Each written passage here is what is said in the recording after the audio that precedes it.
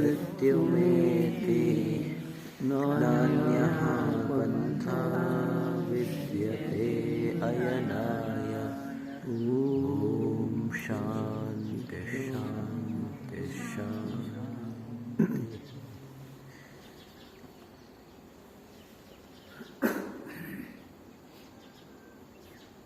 मानव का जन्म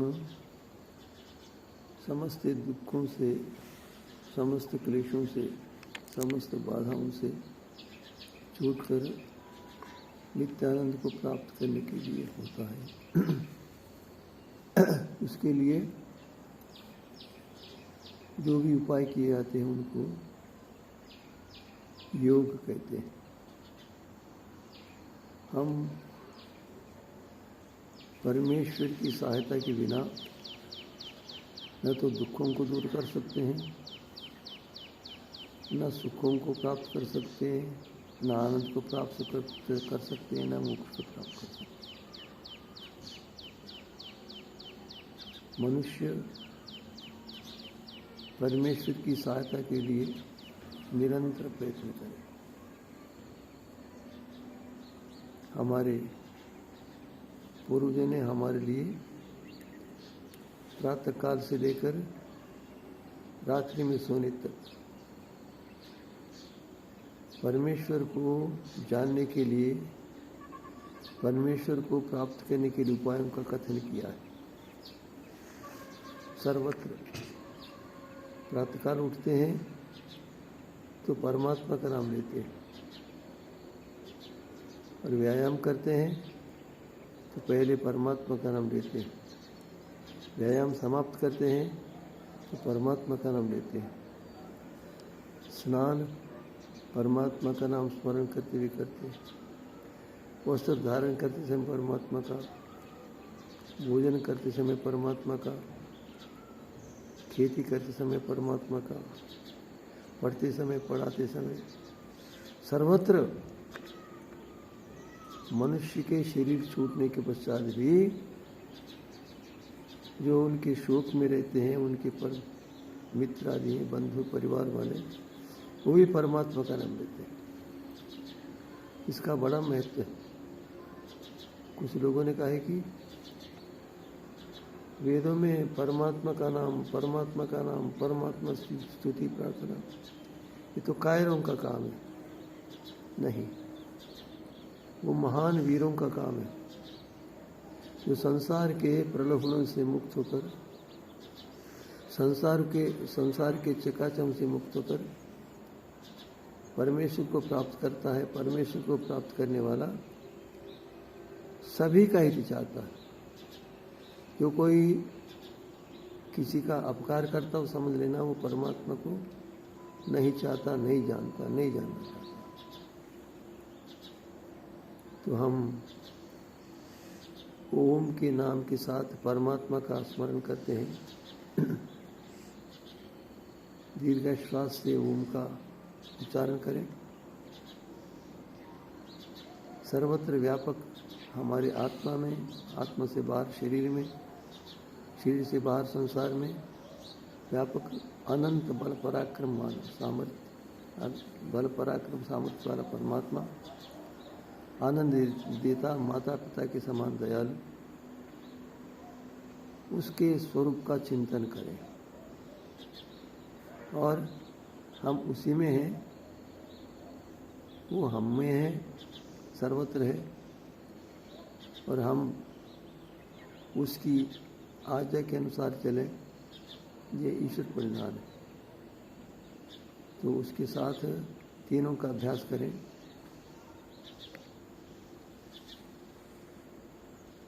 ओम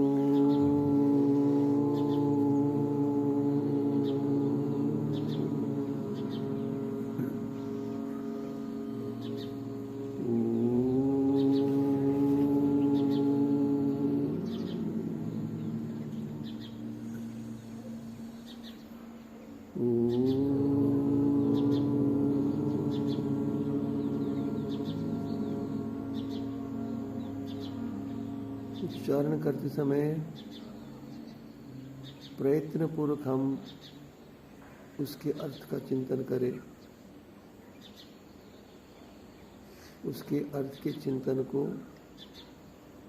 छोड़कर दूसरे किसी विषय को न उठाएं।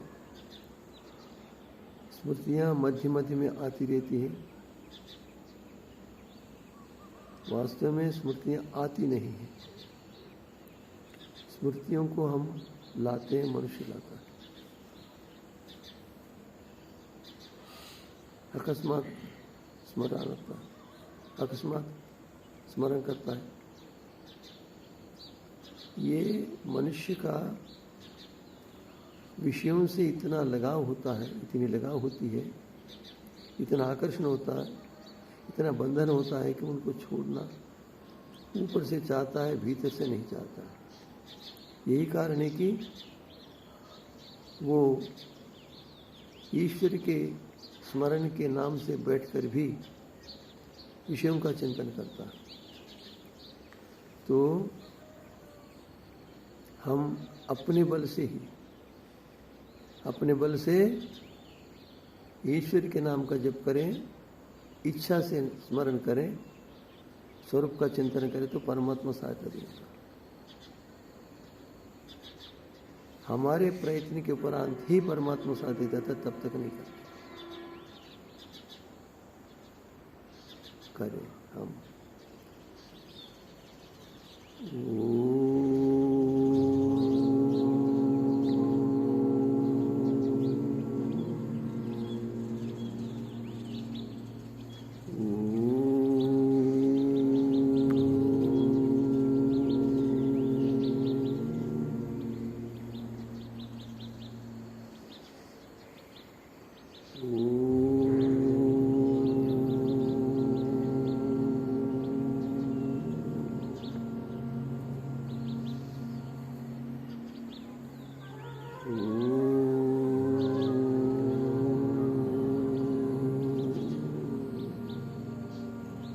हम अत्यंत श्रद्धा से, प्रयत्न से परमात्मा के स्वरूप का चिंतन कर पाते हैं। सामान्य प्रयत्न से नहीं होता, इसीलिए प्रयत्न पूर्वक ओम शब्द के उच्चारण के साथ ही परमात्मा के स्वरूप में निमग्न हो जाए। परमेश्वर के चिंतन में स्वरूप के मध्य में ही अपने आप को देखें। यदि हम इस प्रकार परमात्मा के नाम का उच्चारण करके उसके स्वरूप में निमग्न हो जाते हैं तो परमात्मा साथ देगा।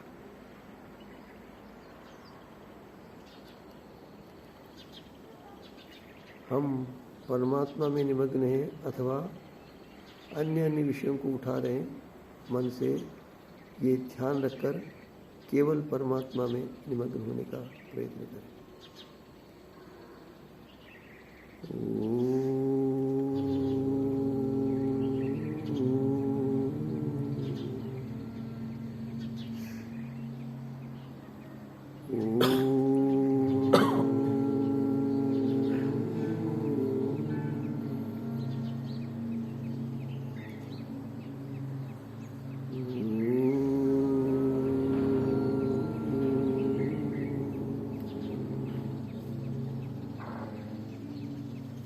हम गायत्री मंत्र का गान पूर्वक उच्चारण करते हैं, अर्थों सहित परमेश्वर में निमग्न होने का प्रयत्न करते हैं। ओम भूर्भुवः स्वः तत्सवितुर्वरेण्यं भर्गो देवस्य धीमहि धियो यो नः प्रचोदयात्। ओम भूर्भुवः स्वः तत्सवितुर्वरेण्यं भर्गो देवस्य देवस्य धीमहि धियो यो नः प्रचोदयात्। ॐ भूर्भुवस्सुः तत्सवितुर्वरेण्यं भर्गो देवस्य धीमहि धियो यो नः प्रचोदयात्। अर्थ का चिंतन करने पर मनुष्य के मन पर प्रभाव पड़ता है उनके अर्थों का। भूः जो प्राण से भी प्रिय है, भुवः सब दुखों को दूर करता है, सब क्लेशों को, अज्ञान को दूर करता है। स्वः परमात्मा आनंद है, सुख है। परमात्मा में सुख है नहीं, परमात्मा ही सुख है, परमात्मा ही आनंद है। तत् उस सवितुः समस्त संसार का स्वामी, अनंत बल पराक्रम संपत्ति सामर्थ्य वाला स्वामी, सूर्यादिकों को उत्पन्न करने वाला, उसका वरेण्य मरणीय अत्यंत स्वीकरणीय योग्य भर्गः ऐसा स्वरूप, इस स्वरूप के ज्ञान होने पर, उस स्वरूप का चिंतन होने पर ही हमें विद्यमान अज्ञान, पाप, कुसंस्कार, दुर्विचार सारे के सारे शिथिल हो जाते हैं, नष्ट भी हो जाते हैं। भर्गः अत्यंत पवित्र शुद्ध स्वरूप, तत् धीमहि उसको हम धारण करते हैं। अर्थात हम परमेश्वर के उस शुद्ध स्वरूप पर ही ध्यान लगाते हैं और अपने को ऐसा मान लेते हैं कि हम परमेश्वर के समस्त दोषों को, क्लेशों को नष्ट करने वाले परमात्मा के मध्य में। ऐसा होता है, एक बालक है, वो माँ के पास बैठता है और माँ को देखता जाता है, पीछे मुड़कर आगे चलता जाता है। वहाँ से कुत्ता आता है, एकदम पीछे लौट कर आता है, शीघ्र आता है और माँ को पकड़ लेता है, पैरों को पकड़ लेता है, फिर पैरों को पकड़कर ऊपर चढ़ता है, फिर माता को गले से लगाता है, चिपट जाता है। वो समझ लेता है अब तो मैं रक्षित हो जाऊंगा, माँ ही रक्षा करती। ऐसी स्थिति परमात्मा के प्रति हमारी होनी चाहिए। तो उसको कहते हैं धीमहि धारण करें। किसको? भर्गा, पवित्र शुद्ध स्वरूप को धारण करें। परमेश्वर के जितने ऊंचे स्वरूप को हम जानेंगे, हमारा आकर्षण परमात्मा से उतना ही अधिक होगा। हमारा आकर्षण परमात्मा के प्रति न होने का कारण परमेश्वर के स्वरूप का ज्ञान न होना। परमेश्वर हमको सब स्थितियों में हमारी रक्षा करने के लिए समर्थ है और रक्षा करता है। इसका निश्चय ज्ञान न होना मुख्य कारण। ऐसा ज्ञान हो जाए तो उस समय हमको परमात्मा सहायता देता है। धिया हमारी बुद्धियों को, न हमारी बुद्धियों को प्रचोदयात्, हमारी बुद्धि को प्रेरित करता है। अर्थात इधर जाओ ऐसा नहीं कहता। जब हम अच्छे कर्म करते हैं तो आनंद देता, वो प्रेरणा है। जब वो परमात्मा हमारी सहायता करता है, हम परमात्मा के अर्पित हो जाते हैं, उस समय हमारे क्लेश नष्ट हो जाते हैं, अज्ञान क्रमशः नष्ट होने लग जाता है, आनंद आता है। परमेश्वर के समर्पित होने से क्या होता है, ये बहुत सूक्ष्म विषय। सब कुछ परमात्मा का है ऐसा जानने पर मनुष्य परिवर्तित हो जाता है। उसकी वाणी में मधुरता आ जाती है, स्वतः आ जाती है। उसको प्रयत्न करके मधुर बनाने की आवश्यकता नहीं थी, स्वतः आ जाता है। प्रकाश होते ही जैसा मनुष्य निश्चिंत होकर आगे बढ़ता है, किसी और नहीं देखता, इसी प्रकार परमेश्वर के समर्पित होने पर वाणी में मधुरता आ जाती है। वाणी में दूसरों के हित करने की भाषा बन जाती है।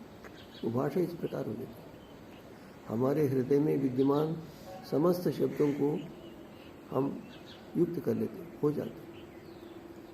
परमेश्वर के प्रणिधान होने पर स्वतः ही उसका समस्त प्राणियों के प्रति दया का भाव उमड़ आता है, स्वतः आ जाता है। वाणी में मधुरता आ जाती है, कटुता समाप्त हो जाती है और हित की भावना आ जाती है। और उसके मन में जैसे हित की भावना आ जाती है, उसकी प्रवृत्ति हो जाती है। उसी प्रकार की वाणी, उसी प्रकार की प्रवृत्ति, उसी प्रकार की चेष्टा। ये ईश्वर के प्रणिधान होने पर यथार्थ प्रणिधान, यदि यथार्थ प्रणिधान नहीं होता है तो ये पूरे के पूरे प्राप्त नहीं होते। फिर भी प्रयास करना चाहिए। करते करते करते प्रणिधान हो जाता है। प्रणिधान होने पर मनुष्य निडर हो जाता है, किसी की चिंता नहीं। महर्षि अग्निवेश ने लिखा है, हमको डर लगता है, कई विषय में डर लगता है। किसी भी कार्य करने में डर लगता है, हम करेंगे कि नहीं करेंगे, ये होगा, सफल नहीं होगा, इत्यादि बहुत प्रकार का। एक प्रकार का नहीं, बहुत प्रकार का होता। कहते हैं कि असमर्थता भय कराणाम। उन्होंने कहा कि संसार में बहुत सारे कारण हैं भय के, किंतु सबसे पहला है कारण, सबसे प्रधान कारण है, मुख्य कारण है, बलवान कारण है असमर्थता। हम में समर्थता नहीं होती, यथार्थ है। और वो दूर कैसे होगी? ईश्वर के स्वरूप की ज्ञान से ही होगी। ईश्वर के स्वरूप के ज्ञान से वो किसी से डरता ही नहीं, क्योंकि किसी का अपकार सोचता भी नहीं। और वह नितांत परमात्मा को सहायक मानकर उत्तर में, दक्षिण में, पूर्व में, पश्चिम में, ऊपर नीचे, सब दिशाओं में, उपदिशा में सर्वत्र परमात्मा को देखकर निर्भय हो जाता है। इतना निर्भय हो जाता है, यदि उसको उस मार्ग पर चलते रहने से कोई रोकता है और वो नहीं रुकेगा तो वो और आगे बढ़ता है, मारने को तैयार हो। वो निर्भीक होकर मरने को तैयार हो जाता है, किंतु परमेश्वर की आज्ञा का पालन छोड़ता नहीं। परमेश्वर को विस्मृत नहीं कर सकता। विस्मृत किया, फलक झपक गया, परमात्मा हाथ से निकल गया। इतना सतर्क रहता है वो। जब तक परमेश्वर के महान स्वरूप का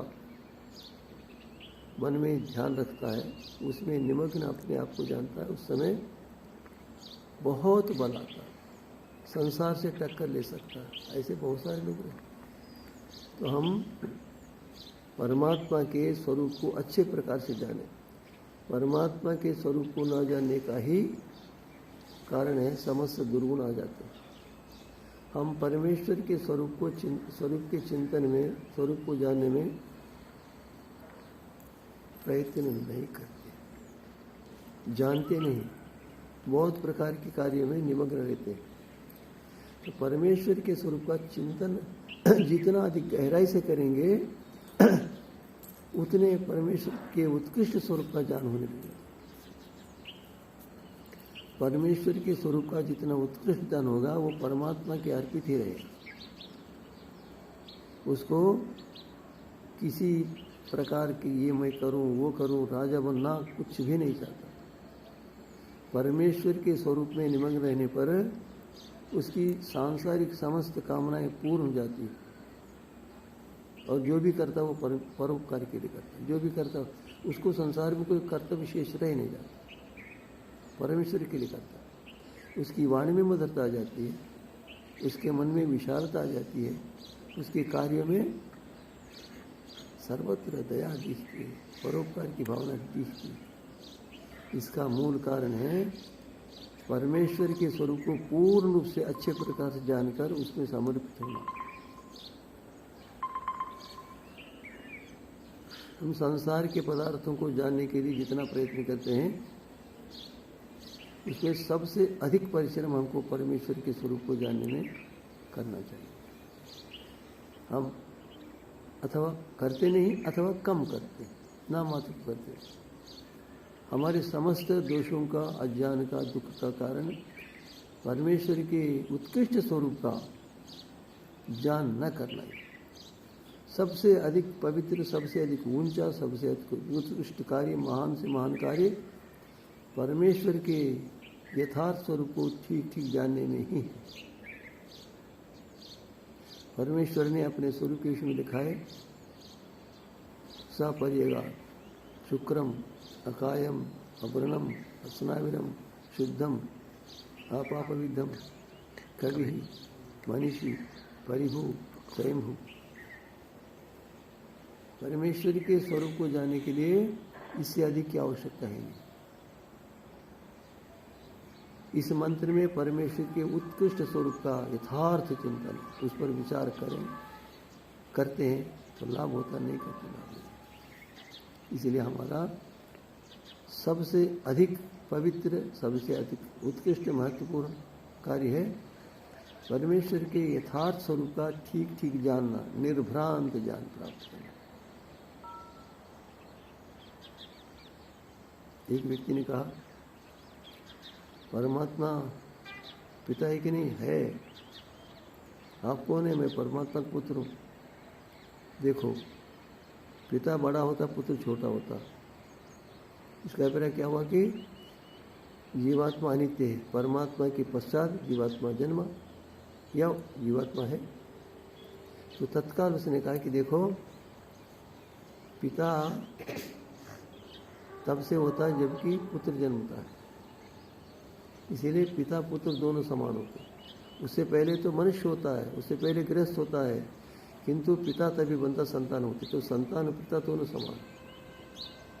जब से संतान बनी तभी से पिता बना, दोनों आदि अनादि अनंत। तो कहने का अभिप्राय कि मनुष्य ईश्वर के विरुद्ध कोई भी प्रश्न करता तो उस समय सबका समाधान करने में सक्षम हो जाता, कर सकता, करता है। क्योंकि अनेक प्रकार के प्रश्नों का समाधान परमेश्वर के स्वरूप को ठीक जानने पर हो जाता है।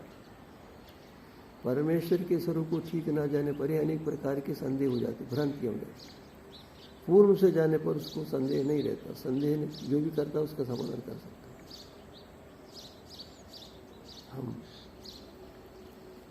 तमेव विद्वान न विभाय मृत्यु, तमेव विदित्वा अति मृत्यु। तो परमेश्वर के स्वरूप का चिंतन ही संसार में सबसे बड़ा कार्य है, सबसे पवित्र कार्य। इसके लिए हम प्रयत्न करें तो जीवन हमारा सफल होगा, हम अन्यों का भला कर पाएंगे।